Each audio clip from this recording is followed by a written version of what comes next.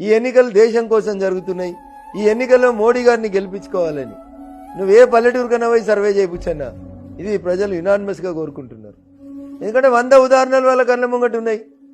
ఎప్పుడన్నా పొరపాటున భారత సైనికుడు ఎవరైనా పాకిస్తాన్కు దొరికితే ఊచకోత కోసి బ్లేడ్లతోటి కత్తులతోటి గీసి ఉప్పు కారం పెట్టి చంపేసిరనేటువంటి సూత్రాలు సినిమాలు చూసినాం మనం.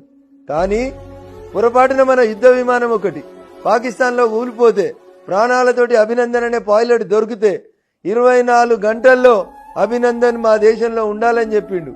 ఉండకపోతే బాంబులెత్తానులే, బెదిరియలే, మీ సంగతి కూడా చూస్తానులే. ఆఖరికి అభినందన్ని భారతదేశం కోరుకుంటుంది. 24 గంటల్లో తెచ్చి మా దేశంలో ఉంచుర్రే అన్నాడు. వచ్చిండా రాలేదు అభినందన్? ఇంకేం కావాలన్న దేశ ప్రజలకి? కాంగ్రెస్ వాడు అధికారంలో ఉంటే నువ్వు సాయిబాబా గుడి కాడికి పోయి దండం పెడతా అంటే బాంబులు వెళ్తాయి. పొద్దుకినాక పెళ్ళాం పిల్లలతో పోయి లుంబిని పార్క్లో వాకింగ్ చేస్తా అంటే బాంబులు వెళ్తాయి.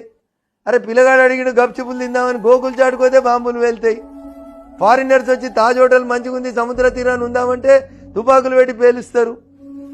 రోజు బాంబులు వేలాలంటే కాంగ్రెస్ పార్టీ కోటేయ్యి. ఒక్క దీపావళి నాడే బాంబులు వేలాలంటే భారతీయ జనతా పార్టీ కోటేయ్యి. ఇది నేను ఈ దేశ ప్రజలకు చేస్తున్నటువంటి అప్పీల్.